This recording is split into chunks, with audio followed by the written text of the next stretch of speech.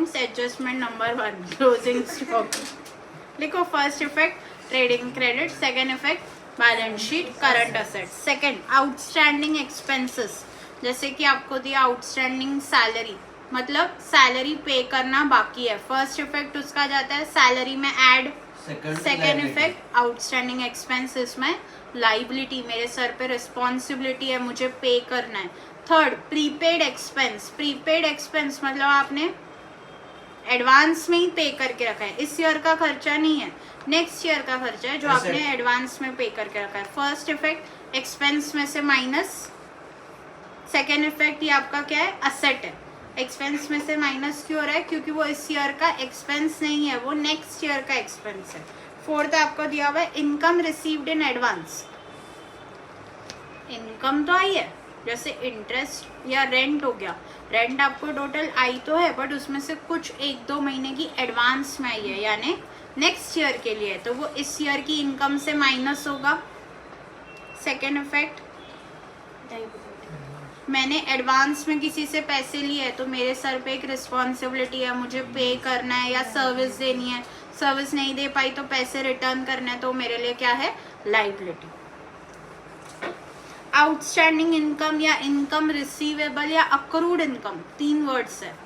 Outstanding income, income receivable या accrued income, तीनों का मतलब क्या है, इनकम जो अब तक मुझे नहीं आई है। फर्स्ट इफेक्ट इनकम आई नहीं है तो इनकम में add in income, and second effect it is my asset, मेरा सर्विस दे के हो गया है बट पैसे आना बाकी है, so it is my asset. Next adjustment depreciation, आ गया कबीर। डेप्रीसिएशन, डेप्रीसिएशन यानी हम असेट की वैल्यू कम कर रहे हैं। फर्स्ट इफेक्ट असेट्स में से सबट्रैक्ट करोगे, सेकेंड इफेक्ट पीएनएल डेबिट में दिखाओगे। एक गलती जो बहुत बच्चे करते हैं, ध्यान देना मैं क्या बोल रही हूँ, फर्नीचर है 50,000, उस पर डेप्रीसिएशन है 5,000, तो फर्नीचर बाहर आएगा 45,000। अब बच्चे डेप्रीसिएशन जब लिखते हैं ना पीएनएल में, 2 डेप्रीसिएशन, एग्जाम स्ट्रेस पूरा का पूरा 45 वहाँ लेके जाते हैं, जबकि कितना लेके जाना था, सिर्फ 5,000 पीएनएल में आना चाहिए था, तो प्लीज ये ध्यान देना। सेकंड डेप्रीसिएशन में एक एडिशनल एडजस्टमेंट आ सकती है, जैसे कि आपको असेट्स में दिख रहा है depreciation, sorry machinery 1 lakh, assets में आपको दिख रहा है मशीनरी 1 लाख की, नीचे आपको बोला हुआ है out of the machinery of 1 lakh 50,000 machinery valuing 50,000 was purchased on 1 अक्टूबर। एक और बार आपको ट्रायल बैलेंस में असेट्स में, मतलब ट्रायल बैलेंस में दिख रहा है मशीनरी कितनी 1 लाख, और नीचे आपको एडजस्टमेंट में बोला है out of the machinery valuing 1 lakh 50,000 of it was purchased on 1 अक्टूबर, और डेप्रीसिएशन का रेट दिया हुआ है 10%। तो आप क्या करोगे, 1 लाख की मशीनरी है, उसमें से 50,000 फुल ईयर यूज आई थी, 50,000 सिर्फ 6 मंथ्स यूज आई थी, तो जो फुल ईयर आई थी 50,000 उस पर पूरा 10% यानी 5,000, और जो 50,000 हाफ ईयरली यूज की थी तो उस पर आएगा 2,500। कैसे आया, 5,000 का 10% होता है, सॉरी 50,000 का 10% होता है 5,000, बट हाफ ईयर के लिए निकालना है तो आया 2,500, दोनों को ऐड करोगे टोटल डेप्रीसिएशन होगा 7,500। समझ रहा है क्या बात कर रही हूँ। नेक्स्ट एडजस्टमेंट आती है हमेशा बैड डेट्स की। अब बैड डेट्स का है ना बहुत क्लियर दिखा रही हूँ क्या होता है। बैड डेट्स 2 प्रकार के होते हैं, 2 टाइप्स के होते हैं, एक बैड डेट्स और एक आरडीडी। जो आपको ट्रायल बैलेंस में दिया है ना उसको हम ओल्ड बोलते हैं, और जो आपको एडजस्टमेंट में दिया है ना उसको हम न्यू बोलते हैं। ट्रायल बैलेंस वाले को ओल्ड, एडजस्टमेंट वाले को न्यू। ट्रायल बैलेंस में जितने भी आइटम्स है सबके कितने इफेक्ट्स होते हैं, एक इफेक्ट होता है। ट्रायल बैलेंस के आइटम के कितने इफेक्ट्स होते हैं, एक। तो देखो मैं पीएनएल में कैसे लिखती हूँ, पीएनएल में मैं लिखती हूँ 2 bad debts add new bad debts add new RDD minus old RDD, 2 bad debts add new bad debts add new RDD minus old RDD, 2 bad debts, add new bad debts, add new RDD minus old RDD. To bad debts में कौन सा आता है? Old वाला, यानी जो trial balance में दिया है, यानी जो ऑलरेडी बैड डेट्स का इफेक्ट दे चुके हैं। बैड डेट्स मेरा लॉस है, इसीलिए पीएनएल में जा रहा है। लेस हम करते हैं ओल्ड आरडीडी, कौन सी? जो ट्रायल बैलेंस के क्रेडिट में दिख रहा है, याद आ रहा है क्या? इसीलिए लेस कर रहे हैं डेबिट से, तो उसको हम माइनस कौन सी करते हैं? ट्रायल बैलेंस वाली। बचा क्या? न्यू बैड डेट्स और न्यू आरडीडी। ये कहाँ से आते हैं? एडजस्टमेंट्स में। समझ में आ रहा है? तो नीचे आप लिखोगे सेकेंड इफेक्ट्स, इनके कहाँ जाते हैं? डेटर में से माइनस होते हैं। जैसे फॉर एन एग्जाम्पल लिखो एक क्वेश्चन, आपके डेटर थे 50,000 के, आपके डेटर थे 50,000, आपके न्यू बैड डेट्स हो गए 10,000 के, यानी 10,000 वाले लोगों ने हाथ खड़े कर दिए हम पैसे नहीं देंगे, तो आपके न्यू बैड डेट्स हो गए कितने? 10,000। अब कोविड का टाइम चल रहा है, आपको दिख रहा है बाबा ये 10,000 वाला नहीं देगा, तो हो सकता है ऐसे और भी लोग मुझे नहीं दे, तो मैं 10% प्रिपेयर्ड हूँ कि मुझे लोग नहीं देंगे। तो जो 10% में प्रिपेयर्ड हूँ, conservatism principle, book for all anticipated losses, तो ये मेरा क्या है? हो सकता है लॉस हो, मैं पहले से ही खुद को थोड़ा सिक्योर रख रही हूँ, लॉस बुक कर रही हूँ। तो reserve for doubtful debts, RDD आप क्रिएट करोगे 10% पे, तो इसके इफेक्ट्स देखो कैसे होते हैं। डेटर्स दिखोगे आप इनर कॉलम में कितना? 50,000। सबसे पहले डेटर्स में से क्या माइनस होता है? न्यू बैड डेट्स, तो लेस न्यू बैड डेट्स कितना? 10,000। तो डेटर बचा कितना? 40,000 का। अब इन 40,000 पे मैं डाउट करूंगी ना, पूरे 50 पे थोड़ी डाउट करूंगी। डाउट किस पे होगा? इन 40,000 वाले डेटर्स में मुझे डाउट होगा। कितना डाउट है? 10%। तो 40,000 का 10% आता है 4,000। समझ में आ रहा है? तो लेस न्यू आरडीडी कितना? 4,000। तो डेटर्स बाहर कितना आ रहा है? 36,000। पीएनएल में ऊपर आपने लिखा है bad debts, add new bad debts. Add new bad debts कितना है? 10,000। एड न्यू आरडीडी कितना है? 4,000 आएगा। इसका मतलब इसका सेकंड इफेक्ट डेटर्स, अमाउंट इसकी डेटर्स में से निकलती है। इजी है, आएगा पक्का इजी है। एक बार मेरे साथ बोलोगे पीएनएल में बैड डेट्स कैसे दिखाते हैं? सबसे पहले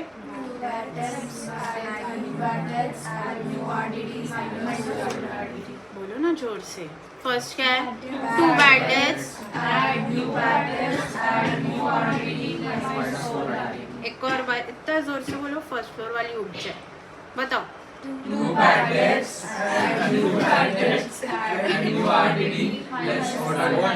मजा नहीं आ रहा है, मेरी मम्मी नहीं उठ रही है। एक और बार। Two bad debts, add new bad debts, add new RDD, minus old RDD. आपको लग रहा है कि अच्छा हो रहा है? हाँ। बिल्कुल नहीं। एक और बार, एक और बार। अनीशा ही नहीं बोल रही और श्रुति भी नहीं बोल रही है। एक और बार एकदम जोर से बताओ। फर्स्ट है to bad debts, add new bad debts, add new RDD minus old RDD. Debtors में से लेस न्यू बैड डेट्स, फिर जो अमाउंट आया उसके ऊपर less new RDD.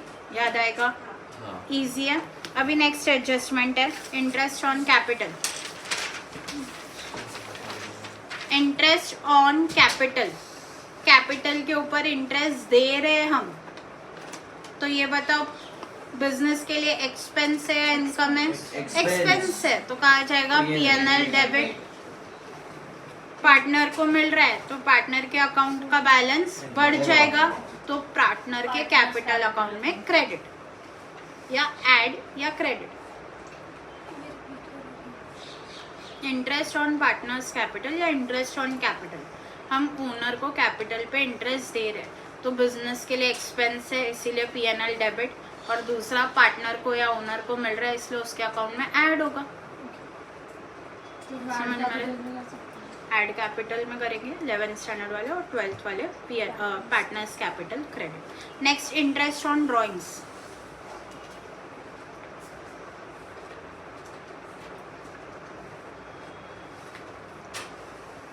Interest on drawings बताओ। बिजनेस के लिए क्या एक्सपेंस या income? Interest on drawings business के लिए इनकम है। पार्टनर जो ड्राइंग्स करेगा उसके ऊपर पार्टनर इंटरेस्ट देगा, तो बिजनेस के लिए इनकम है ना। मैं और जानवी पार्टनरशिप में आए, जानवी हर महीने 50-50 हज़ार निकालती जा रही है पर्सनल एक्सपेंसेस, मैं नहीं निकाल रही हूँ, तो लॉजिकली जानवी जो पैसे एक्स्ट्रा निकाल रही है उसके ऊपर जानवी को इंटरेस्ट देना चाहिए। यही जानवी बिजनेस से नहीं निकाल के कहीं बाहर से पैसे उधारी लेती तो इंटरेस्ट देना पड़ता ना, तो जानवी को बिजनेस को भी इंटरेस्ट देना पड़ेगा। तो interest on drawings P&L credit and second effect partners capital account debit, partners capital account debit.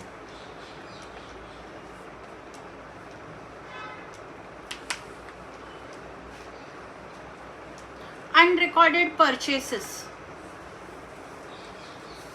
unrecorded purchases, add-in purchases and second effect। अभी सुनो, कोई बच्चे बोलते हैं दीदी अनरिकॉर्डेड परचेसेस है तो परचेसेस में ऐड करो, कैश में से माइनस कर दो।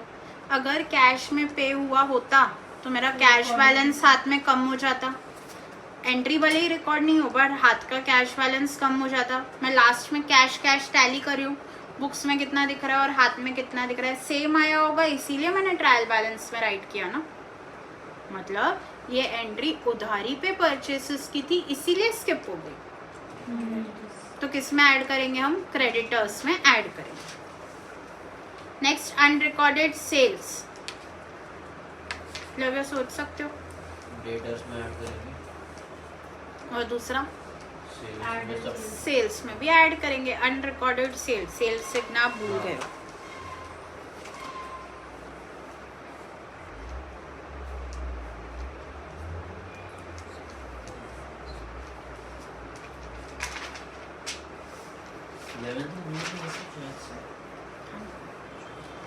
नेक्स्ट अभी सुना क्या बोल रही हो, गुड्स लॉस्ट बाय थेफ्ट या गुड्स लॉस्ट बाय फायर या goods lost bye anything. Goods business से बाहर जाते हैं तो हमेशा कहा जाता है ट्रेडिंग क्रेडिट में, credit what goes out. Goods किसी भी रीजन से बिजनेस से बाहर गए हो तो कहाँ जाता है, ट्रेडिंग क्रेडिट। और कुछ भी नहीं दिया हुआ है यानी इंश्योरेंस नहीं था तो पूरा का पूरा मेरा लॉस हो गया, तो लॉस कहाँ जाता है, P&L डेबिट में, गुड्स लॉस्ट बाय थेफ्ट या goods lost by fire. Second, goods lost by theft 5,000 fully insured, goods lost by theft 5,000 fully insured and claim accepted, and claim accepted। claim accepted यानी insurance company ने हाँ बोला है कि वो आपको ये 5,000 देगी, तो इंश्योर्ड में बोलो मेरा पर्सनल लॉस नहीं हुआ कुछ भी, पूरा का पूरा मुझे रीइंबर्स होके मिलेगा। बट गुड्स तो बिजनेस से बाहर गए ना, तो ट्रेडिंग क्रेडिट में by goods lost by theft. और सेकंड, इंश्योरेंस कंपनी ने सिर्फ क्लेम एक्सेप्ट किया है, मुझे अब तक दिया नहीं है, तो इंश्योरेंस क्लेम रिसीवेबल ऐसे मैं असेट्स में दिखाऊंगी, करंट असेट्स में इंश्योरेंस क्लेम रिसीवेबल। समझ आ रहा है क्या बात कर रही हूँ। First effect trading credit, second effect assets में इंश्योरेंस क्लेम या इंश्योरेंस क्लेम रिसीवेबल। थोड़ा और मतलब एक और केस इसी में, goods lost by theft 5,000 insurance claim received, यानी अब पैसे आ गए पर गुड्स तो बिजनेस से लॉस हुए तो ट्रेडिंग क्रेडिट में तो जाएगा by goods lost by theft. Second effect ये कैश में ऐड होगा या बैंक में ऐड होगा, क्यों, क्योंकि इंश्योरेंस क्लेम रिसीव हो गया है, पैसे आ गए। समझ आ रहा है। करंट असेट्स में कैश लिखा हुआ रहेगा, उसमें हम ऐड करेंगे। कैश या बैंक किसमें भी कर सकते हैं। ज़्यादा क्या होता है, क्लेम आपको बैंक से मिलता है तो बैंक में एंट्रीज करोगे। नेक्स्ट अभी एक लास्ट इसमें जो घूम सकता है, goods lost by theft 5,000 insurance claim accepted 3,000। Goods lost by theft 5,000 insurance claim accepted 3,000। 2,000 loss, 2,000 मेरा लॉस हो गया, बट गुड्स कितने के बाहर गए, 5,000। तो ट्रेडिंग क्रेडिट में by goods lost by theft कितना, 5,000। Insurance claim receivable current assets में कितना, 3000 और PNL डेबिट में PNL डेबिट में 2000। 3 इफेक्ट वाली एक ये एंट्री थी, याद आ रहा है? Are you guys alive? एक asset में Yes. जाएगा। हाँ, इंश्योरेंस क्लेम रिसीवेबल असेट्स में 3000। एक और बार 2000। देखो क्या हुआ, 5000 के मेरे गुड्स लॉस्ट बाय थेफ्ट हो गए या लॉस्ट बाय फायर हो गया। इंश्योरेंस था बट कंपनी दे रही है सिर्फ 3000। इंश्योरेंस क्लेम कितना आ रहा है मुझे? 3000। तो 3 इफेक्ट्स वाला एक ही अकेला ट्रांजैक्शन है। By goods lost by fire, trading में से तो बाहर जाएगा, गुड्स तो बिजनेस से बाहर गए, कितना? 5000। इंश्योरेंस क्लेम रिसीवेबल असेट्स में कितना? 3000। क्लेम कितना मिलने वाला है? सिर्फ 3। तो बचा हुआ 2 क्या है मेरा? लॉस है। कहाँ दिखाऊंगी? Profit and loss debit, Q debit, debit all expenses and losses, कितना? 2000। लास्ट हमारी 2 एंट्रीज बच रही है, एक एक्स्ट्रा हो सकती है, सैलरी और commission paid to partner. Salary या commission paid to partner business के लिए क्या है वो? एक्सपेंस है। पार्टनर का कैपिटल पार्टनर का कैपिटल बढ़ेगा तो पार्टनर्स कैपिटल अकाउंट में ऐड। आपको भी हो सकता है ओनर को सैलरी, एक बार ओनर को सैलरी, एक बार रिपीट करो। पार्टनर्स सैलरी हाँ, या कमीशन पेड। effects, एक इफेक्ट बिजनेस के लिए सैलरी या कमीशन क्या है वो? एक्सपेंस है। PNL, PNL डेबिट और पार्टनर के कैपिटल अकाउंट को बढ़ाएगा तो partners capital account credit. Goods withdrawn by proprietor for personal use.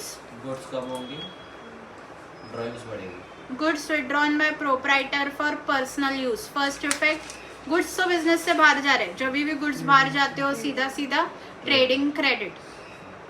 Second effect, partner के कैपिटल अकाउंट में डेबिट होगा या आप लोगों के लिए कैपिटल में से माइनस होगा, ड्रॉइंग से। समझ में आ रहा है क्या? Drawings बढ़ेगी। पार्टनर्स कैपिटल अकाउंट डेबिट, याद आ रहा है? एक और, goods distributed as free samples. Goods कम होंगे और एडवर्टीजमेंट एक्सपेंस। तो जब भी गुड्स बिजनेस से बाहर जाता है तो क्या करते हैं हम? Trading credit. तो by PNL debit, PNL debit नहीं to advertise, to advertisement. Perfect. Goods business से बाहर जा रहे तो by goods distributed as free samples, trading credit में। And second effect, PNL debit में टू एडवर्टीजमेंट। समझ आ रहा है? पक्का सबको समझ आ रहा है? To advertisement. नेक्स्ट अभी लास्ट की 2 एंट्रीज है, except that everything I have covered. Last की 2 एंट्रीज है। अभी ये 2 एंट्रीज मेरे को इतने अच्छे से याद है, इतने अच्छे से याद है क्योंकि पता है क्या हुआ था, मेरे को ये क्वेश्चन वाइवा में पूछा था। मेरे को ये क्वेश्चन वाइवा में पूछा था। मेरे को अकाउंट्स में 12th में 100 में से 98 है। अगर मैं ये क्वेश्चन का आंसर राइट देती तो मेरे को इंटरनल में 18 की जगह 20 देता और मेरे को पूरा ओवरऑल 100 on 100 हो जाता। ये क्वेश्चन मेरे को एडजस्टमेंट मतलब वाइवा में पूछा था। क्वेश्चन क्या था? मेरे को सर ने क्वेश्चन पूछा, डेटर्स में क्या क्या एडजस्ट होता है। क्वेश्चन सुन रहे हो क्या है? डेटर्स में क्या क्या एडजस्ट होता है। तो मैंने बोला बैड डेट्स होता है और RDD होता है। हम तो हमेशा यही करते आए ना। ज़्यादा क्या आता है? बैड डेट्स होता है, डेटर्स होता है, ज़्यादा से ज़्यादा डिस्काउंट ऑन डेटर्स का एक एडजस्टमेंट होता है। यही 3 RDD और प्रोविजन एक ही होता है ना। उसने बोला 3 नहीं 4 होते हैं। मतलब चौथा मुझे याद नहीं है। चौथा क्या था? अनरिकॉर्डेड सेल्स भी एक है, बट वो मेरे से जो एक्सपेक्ट कर रहा था वो ये था, बिल्स रिसीवेबल वाला। बिल्स रिसीवेबल अगर आपके डिसऑनर हो गए तो क्या? बिल्स रिसीवेबल डिसऑनर हुए यानी बिल्स रिसीवेबल में से माइनस डेटर्स में add. Bills receivable dishonour, bills receivable में से माइनस डेटर्स में ऐड।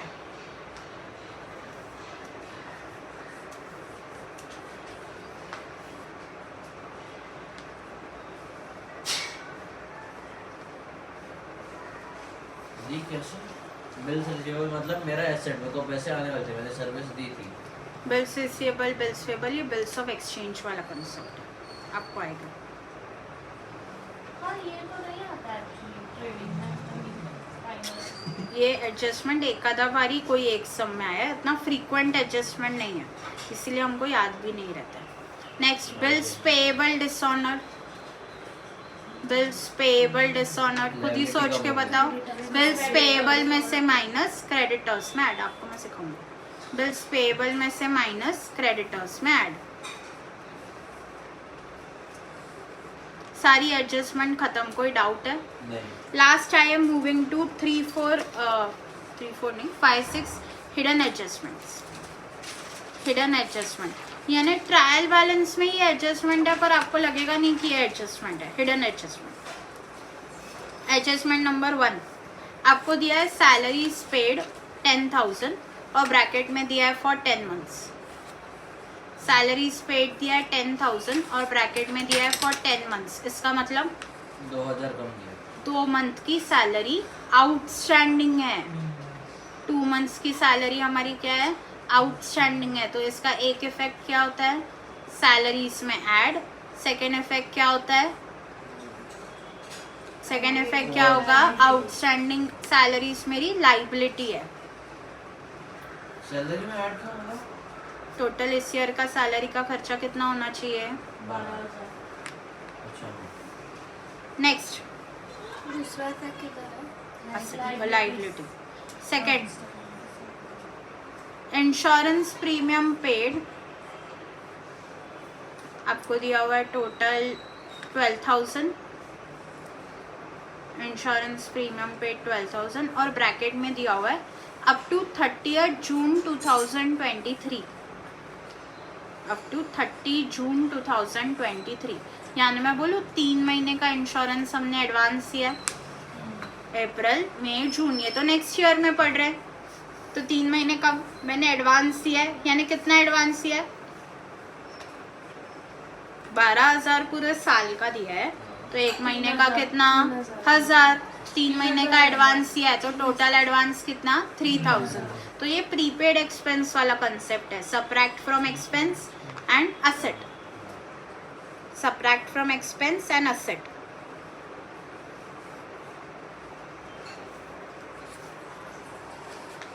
वो करो ना विद इफेक्ट करो. विथ इफेक्ट फ्रॉम ही है ना. ये 30 जून तक पेड था ऐसे लिखा हुआ है. या लिखा हुआ है विथ इफेक्ट फ्रॉम 1 जून यानी ये 1 जून से नेक्स्ट 1 जून तक आपने पैसे भरे तो 2 महीने का फिर एडवांस आएगा. सेम ही है. नेक्स्ट, एडवर्टाइजमेंट पेड और 40,000 और ब्रैकेट में दिया है फॉर 4 years. एडवर्टाइजमेंट पेड दिया आपको 40,000 और ब्रैकेट में दिया है 4 years.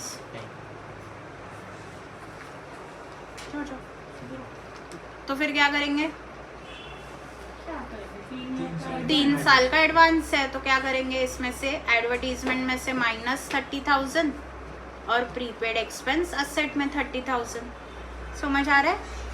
सिर्फ हिडन एडजस्टमेंट आपको क्लिक करना चाहिए कि ये हिडन एडजस्टमेंट है. ब्रैकेट में कुछ भी मतलब हिडन है. हाँ, ब्रैकेट में कुछ हो या परसेंटेज हो मतलब ये हिडन एडजस्टमेंट है. लास्ट हिडन एक सेकंड, सॉरी, इसका सेकंड इफेक्ट असेट ना. Last 2 hidden adjustment. Number 1 10% bank loan.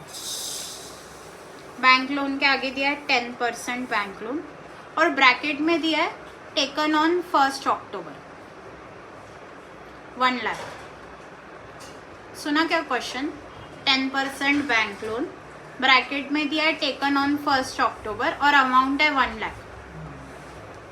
तो बताओ क्या करूँ? मतलब 10% 1 लाख पे होता है 10,000 बट लोन कब लिया है? 1 October को तो होगा 5,000. तो 5,000 का इंटरेस्ट आउटस्टैंडिंग है. तो एक इफेक्ट P&L डेबिट, मेरा एक्सपेंस है इंटरेस्ट. और second effect it is my liability, pay नहीं हुआ है अब तक इंटरेस्ट. समझ आ रहा है? Debit P&L debit and liability. दोनों डेबिट अच्छा लाइबिलिटी. लास्ट डर गई है. Last 20% investment 2 lakh. 20% investment 2 lakh और कंफ्यूज कर रही हूँ. Made on 1st January.